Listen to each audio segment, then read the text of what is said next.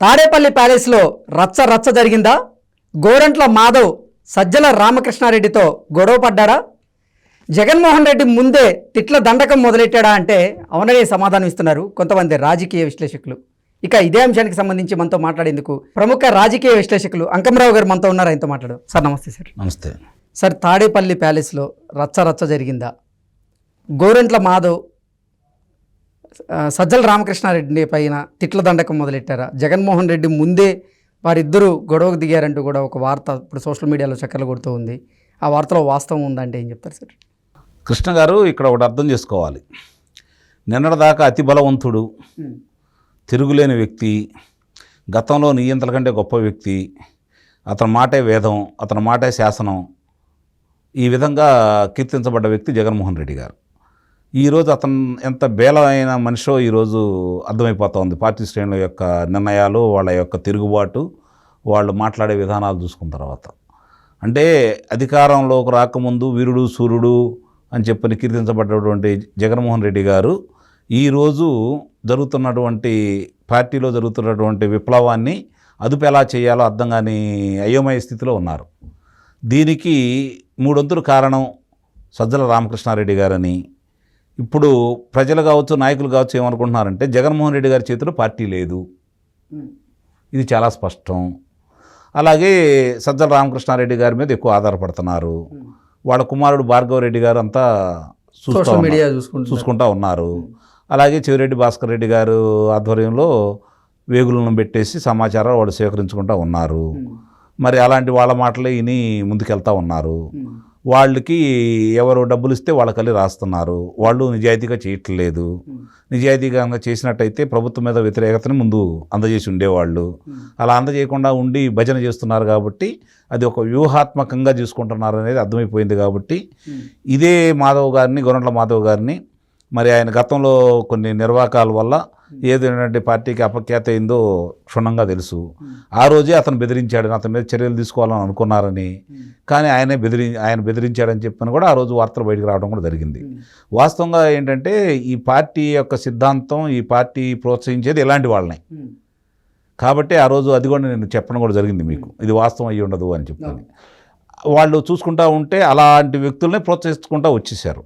అంటే వాళ్ళు ఏమనుకున్నారంటే ఇప్పుడు దాకా ఎంతో అభివృద్ధి చేసినటువంటి చంద్రబాబు నాయుడు గారు ఆయన ఓడించారు, మనకు అభివృద్ధితో పని లేదు, భయపెట్టాలి వాళ్ళని, ప్రజల్ని భయభక్తులతోటి మాత్రమే మన మాట వింటారు వాళ్ళు, కొంతమందికి తాయలాలు ఇస్తే సరిపోతుంది, కాబట్టి మహిళలంతా మనకల్లే ఉంటారు, వీళ్ళదేముందలే ఆ రోజు ఏదో ఒకటి మనం చేయొచ్చు అనే ఉద్దేశంతో ఇప్పుడు దాకా నడుపుకుంటూ వస్తున్నారు. అలాంటి ఆలోచనే ఇతను చెప్పారని చెప్పి కూడా నేను భావించాల్సి వస్తుంది. ఇప్పుడు మాధవ్ మొదలుపెట్టాడు. అంటే మాధవ్కి రానున్న ఎన్నికల్లో అసలు సీట్ ఇవ్వట్లేదు, లోక్సభ నుంచే కాదు అసెంబ్లీ నుంచి అయినా సరే ఒక్క సీట్ అయినా ఇవ్వండి, ఎక్కడైనా పర్లేదు అంటూ కూడా మాధవ్ జగన్మోహన్ రెడ్డిని కోరారని, జగన్మోహన్ రెడ్డి తిరస్కరించారని, దానివల్లే గోరంట్ల మాధవ్ సజ్జల రామకృష్ణారెడ్డితో అలాగే జగన్మోహన్ రెడ్డితో గొడవకు దిగాడు, తిట్ల దండకం మొదలెట్టాడు అంటూ కూడా ఒక వార్త సోషల్ మీడియాలో చక్కర్లు. అంటే మాధవ్ గారికి మళ్ళీ గనక అక్కడ లోక్సభకు నిలబెడితే ధరావత్తు కూడా కోల్పోతామని వాళ్ళకి తెలుసు, మాధవ్ కూడా తెలుసు. అందువల్ల అతను వేరే నియోజకవర్గంలో వాళ్ళ సామాజిక వర్గం వాళ్ళందరూ ఉన్నారని చెప్పని అక్కడ శాసనసభ్యులు ఉండా కూడా ఈయనే దాంట్లో జొరబడుతూ కొన్ని కార్యక్రమాలు చేస్తున్నారు. స్థానికంగా కొంత వ్యతిరేకత వచ్చిన సందర్భాలు కూడా మనం గతంలో చూసాం. కాబట్టి అతని ఆలోచన అలా ఉంది. అతను మళ్ళీ తిరిగి లోక్సభకు పోటీ చేసే ఆలోచన మాధవ్ గారికి ఉందని చెప్పైతే నేను భావించట్లా. గతంలోనే ఆయన ఒక నిర్ణయానికి వచ్చాడు, ప్రజాక్షేత్రంలో పరిస్థితి ఏంటో అర్థమైపోయింది అతనికి. ఇప్పుడు ఈయనొక్కడే కాదు కదా, అక్కడికి వచ్చేసరికి వంశీకృష్ణ యాదవ్ గారు విశాఖపట్నం, మరి జ్యోతుల సంటిబాబు గారు, మరి పిఠాపురం శాసనసభ్యులు గారు, ఇలా వరుసనే చూసుకుంటూ వస్తుంటే ఒక్కోళ్ళు ఎవరికైతే స్థానాలు ఇవ్వలేదో వాళ్ళందరూ తిరుగుబాటు మొదలు చేస్తున్నారు. కొంతమంది దీంట్లో ఉన్నవాళ్ళు ఏం చేస్తుంటే ఆనందపడతా ఉన్నారు. మరి నిన్న మంత్రి గారు కళనీళ్ళ పరిమితం అయ్యారు, గుడివాడ అమర్నాథ్ గారు. అందుకనే ఎప్పుడైనా సరే ఒక విషయం గుర్తుపెట్టుకోవాలి కృష్ణ గారు, నోరుంది కదా అని ఇది పెడితే ఇది మాట్లాడకూడదు. నరం లేని నాలుక ఇది, అదుపులో పెట్టుకోవాలి. దాని ఇష్టం వచ్చినట్టు తిరుగుతూ ఉంటుంది.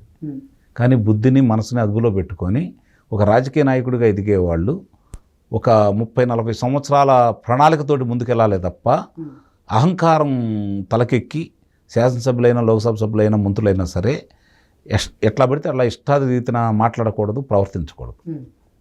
మరి ఆ రోజు మీరు భుజానేసుకొని ఇష్టం వచ్చినట్టు మాట్లాడినారు, మీకే దిక్కు లేకపోతే మామూలు పరిస్థితి ఏంటి? ఇది ప్రతి కార్యకర్త ఆలోచిస్తున్నాడు. తల్లి చెల్లి నిన్ను గెలిపించడం కోసం వాళ్ళు ఏ విధంగా కష్టపడ్డారో క్షుణ్ణంగా తెలుసు. మరి అలాంటి తల్లి చెల్లికే దిక్కు లేదు, మరి ఇలాంటి నాయకులకి దిక్కు లేదు. మరి ఎవరికి న్యాయం చేస్తాడు ఈయన? ఈరోజు చర్చ ప్రజలు అదే జరుగుతుంది.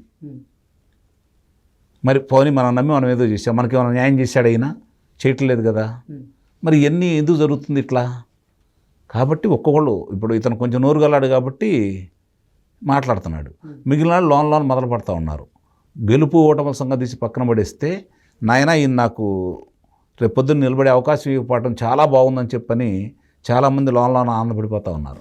గతంలో మనం విశ్లేషించుకున్నాం. దానికి తోడు ఇప్పుడు షర్మిల అనే వ్యక్తి ఒకటి రావటం, చాలామంది కూడా ఇక్కడ మీరు గుర్తుపెట్టుకోండి, చంద్రబాబు నాయుడు గారు అంటే కూడా లోకేష్ బాబు దగ్గర తోటి మంత్రాలు ఎక్కువ చేస్తున్నారు. ఇక్కడ లోకేష్ బాబు గారి దగ్గర నుంచి అనుమతి వస్తేనే వీళ్ళందరూ అవకాశం వాళ్ళకి. అంటే ఇప్పుడు చంద్రబాబు నాయుడు గారికి కేంద్ర బిందువుగా ఇప్పుడు లోకేష్ బాబు అనే వ్యక్తి ఉన్నాడు. మొన్నటిదాకా చంద్రబాబు నాయుడు గారు చూసుకునేవాళ్ళు, ఇప్పుడు పార్టీ వ్యవహారాలను చూసుకునే బాధ్యత లోకేష్ బాబు తీసుకున్నాడు. కాబట్టి చాలామంది లోకేష్ బాబు దగ్గరికి వెళ్ళి ప్రసన్నం చేసుకోవాలని ప్రయత్నం చేస్తున్నారు. కానీ ఒక ఎర్ర పుస్తకం రాసుకొని ఉన్నాడు కదా, కృష్ణ గారు వస్తే లాభం లేదు, అంకమరావు వస్తే లాభం లేదు, రావాల్సిన ఊరు వస్తే వాళ్ళనే తీసుకుంటానంటున్నాడు. కాబట్టి ఇప్పుడు ఏం చేయాలో వాళ్ళకి పాలు పోవట్లా, వేరే మార్గాలు ఏమి లేవు. రాజకీయంలో ఉండే వాళ్ళకి ఎట్లా ఉంటుందంటే, ఏదో విధంగా అధికార పార్టీలో ఉండాలనే వాళ్ళు కొనసాగుతూ ఉంటారు.